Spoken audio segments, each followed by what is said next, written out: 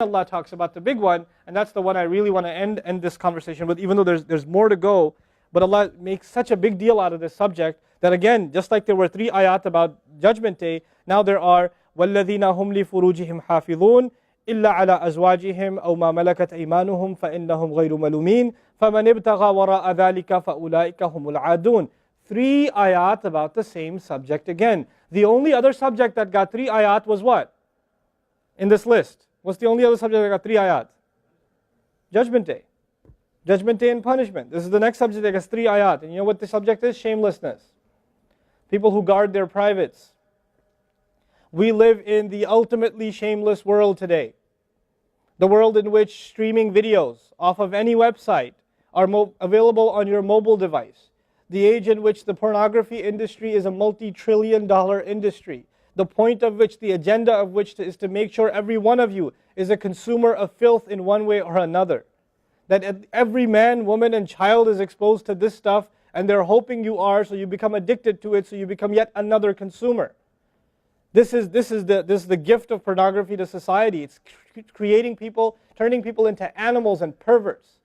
And some of you, unfortunately, have that addiction. And you're watching this stuff online. And you're watching it and saving it on your apps and your mobile devices. And you don't feel bad about it anymore. You've justified it to yourself. And you feel bad about it once in a while, but you go back to it. And as a result, you think, oh, well, at least I'm not hurting anybody. At least I'm not doing it to anybody else. I'm just watching this stuff. It's okay. But you know what's happening to you? Inside, your soul is being just gutted.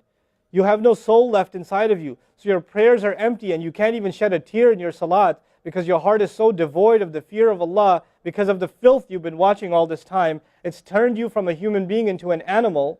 So you can't even look. A woman passes by, and you see a piece of flesh walking by. You don't see a human being walking by that deserves respect. You check everybody out and everything out. You're constantly gawking and staring. You have a hard time putting your eyes down. When you're on the subway, when you're on campus, when you're at work, you're walking down the street, you just can't help it. You see a billboard, you take a second look, you see a third look. You don't miss any opportunity to just to violate your soul with your eyes.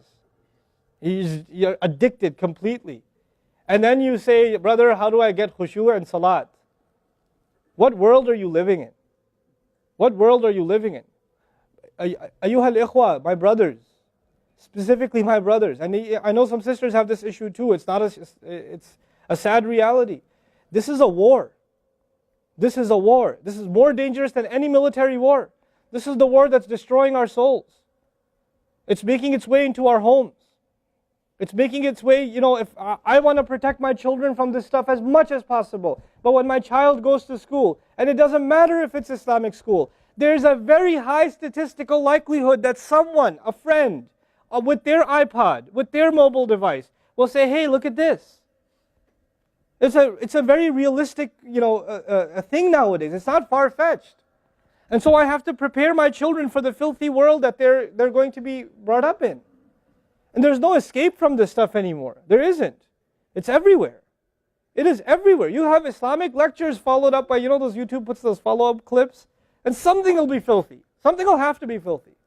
And I don't think that's by accident. I'm not much of a conspiracy theorist, but I don't think that stuff is an accident. And what happens to you guys is you watch a video, you see something filthy, you click it, you click something else, and you end up watching disgusting things. That's what happens to you. وَالَّذِينَ هُمْ لِفُرُوجِهِمْ حَافِظُونَ. Especially when it comes to their privates, they guard them. They guard their shame.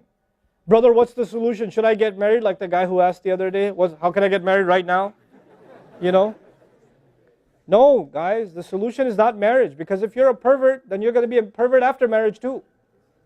If you have no shame now, you will have no shame after marriage. Honestly. You think marriage is going to end your problems? No. Your problem isn't marriage. Your problem is spiritual in nature. Your problem is psychological in nature. You need help. You need to stop this. You need to stop hurting yourself like this. You will have nothing, there'll be nothing left inside you. I just had an email from a teenager who's addicted to pornography, an anonymous email, 14, 15-year-old teenager. Says, I want to kill myself. I can't stop. I've been watching it since I was 11. My parents don't know. I read this stuff and I cry because he's not one. There's millions of Muslim kids like this. Millions. Millions of them. We have to help these people. We have to do whatever we can. And we don't have the trillions of dollars of advertising to counter that. We don't. And it's not realistic for me to say Facebook, YouTube, Twitter, internet, it's all haram. It's not realistic because it's a reality. It's as common as oxygen now. The only thing we can do is have a mature conversation about this and teach our youth to deal with this and navigate this and not fall into it. The elders that are here, stop watching Indian movies, man. Why are you sitting in a lecture talking about salat and the importance of salat and you don't guard your shame? Mother and daughter and husband and wife and sister sitting together watching whatever? God, come on. Stop. وَالَّذِينَ هُمْ لِفُرُوجِهِمْ حَافِظُونَ. They guard their privates. But guarding your privates doesn't mean you don't commit zina. It means everything that leads to the temptation. Everything that leads to it. They watch it. They guard it. They know it's under attack. They know that their shame is under attack. They realize that their weakness is their urges. Those urges that Allah put inside of us that are so strong. Allah put them there for a reason. He did. And every one of you have them. You don't have to, I don't have to have a dalil for you to have them. I know. The guys that are here. You all suffer that challenge every single day of your life. Especially in a city like this one. At least in Texas we're a little more conservative. Not that much more, but a little more. At least in some towns they don't allow for filthy billboards and things like that. They actually don't even allow the billboards. But that's changing soon because capitalism wins in the end. Right? But you guys are living in this city where you're exposed to everything and anything. Everything and anything. And you have to really go out of your way to guard yourselves. This passage is not about high goals. This is about the bare minimum. I told you that, right? This is the bare minimum, folks. The bare minimum is we guard ourselves from shamelessness. We wage a war within ourselves against that tendency. And I know some of you have tried to quit before and you go back. And you've tried to quit before and you go back again. And you go back again. And you keep falling into that trap. I know some of you have done that. And you're struggling with it. But don't give up on yourself. Don't give up on yourself. And whatever it takes, if you just don't be alone. Don't be by yourself. Be with good friends. Be outside. Study somewhere else. Go to the library and study. Go somewhere where other people are around. Because when you're by yourself, shaitan gets you. And if the fear of Allah isn't enough for you, at least the fear of other people will work for you. At least something's better than nothing. For those, I've said this in other talks before, for the parents here, if you have a computer in the house, please don't make it a laptop. Have a desktop in the house with a really big monitor. Get the biggest monitor you can find. Honest to God. And make sure your computer is in the kitchen or in the dining room. Don't put it in the living room. Don't put it in the kids' room. Don't put it in your bedroom. Put it in the dining room, facing the public. You want to do homework, do it over there. Though you can't move the monitor this way or that way. It's facing everybody. That's how you should have it.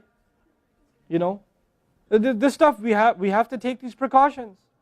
Don't give your 11-year-old a smartphone. What were you thinking? That's not very smart. Don't give them a smartphone. Why am I seeing kids in Islamic school, 5th graders, with iPhones? iPhone 5s. I don't have an iPhone 5. Why do you have an iPhone 5? With 4G, you know how dangerous that stuff is? وَالَّذِينَ هُمْ لِفُرُوجِهِمْ حَافِظُونَ إِلَّا عَلَىٰ أَزْوَاجِهِمْ except upon their spouses أَوْ مَا مَلَكَتْ أَيْمَانُهُمْ فَإِنَّهُمْ غَيْرُ مَلُومِينَ or what their right hands possess, then they're not to be blamed. Allah says we have these urges and we can execute those urges, we can release those urges, but to the halal spouse, to the spouse, our spouses. But outside of that, we can't. And by the way, when people get addicted to this sort of thing, and they get accustomed to it, or they get over and overly exposed to it, they have miserable marriages. Their marriages start falling apart. They have this virtual idea of what pleasure means, and they don't find pleasure in their spouse anymore. And there's great fitna that comes into the family. It destroys homes. Muslim homes. That's what's happening in our world today. Allah talks about the people who make salah, and He says, I'm describing the people who make salah because this is the mawsuf, al-musallin, then alladhina, all the alladhinas, all the asma' mawsula here are the wasf, the sifa of it, which means the people of salah are the people who protect their shame, are the people who fear judgment day, are the people who, they are constant in their prayers. These are the people. فَمَنِ ابْتَغَى وَرَاءَ ذَلِكَ فَأُولَٰئِكَ هُمُ الْعَادُونَ. The people who pursue anything beyond that, then they are the ones engaged in aggression. This is an act of aggression. You know when adu is mentioned, or adi, adin from adu, from ada ya'du, right? Al-adun. Al-adawa in Arabic means animosity. Allah says, whoever pursues their urges to be fulfilled outside of the halal, outside of the marriage, whoever pursues that, then they are engaged in an act of aggression. The question is, aggression against who? Because when you say enemy, then you have to say enemy of who? If they've become an enemy, who have you become an enemy to? Allah didn't mention a maf'ul bihi, no jar majroor, nothing related to it. You know what that means? They are an enemy to themselves, their family. They become an enemy even to Allah's teaching. You know, these are the kinds of people. The most important asset you and I have is our hearts. And this shamelessness destroys the hearts. It destroys it. The most precious thing you and I have to preserve is our iman. And these filthy images is destroying your iman. They're tearing your iman apart. Don't let it happen to you. Do not let it happen to you. And I can only talk about this. I can't stop you from doing anything. And nobody else can. You will have to police yourself. You will have to control yourself. You'll have to make the decision, is my iman important enough? Is my salat important enough? You know? Or should I just carry on and pretend? You know what I told you about jazur, right? When you come across evil, you just don't want to deal with it. You just ignore it. There's a lot of people like that. They hear this stuff and they don't deal with it. They just ignore it. And you're jazur. Then you're not from the musallin. Illa al-musallin. If you don't be from the people of jazur, from the jazureen. Don't be from them. The people who just leave it. They don't even deal with their problem. They run from it. And they cave in every time. And they're reactionary. And that's the beautiful thing about the beginning of this passage. Halua, reactionary. Usually we react to temptation. You react to an image and it leads you to a site, which leads you to something else, which leads you to something else. You're constantly reacting to things. You're supposed to learn to have the right reaction, and the right reaction comes when we become people of salah.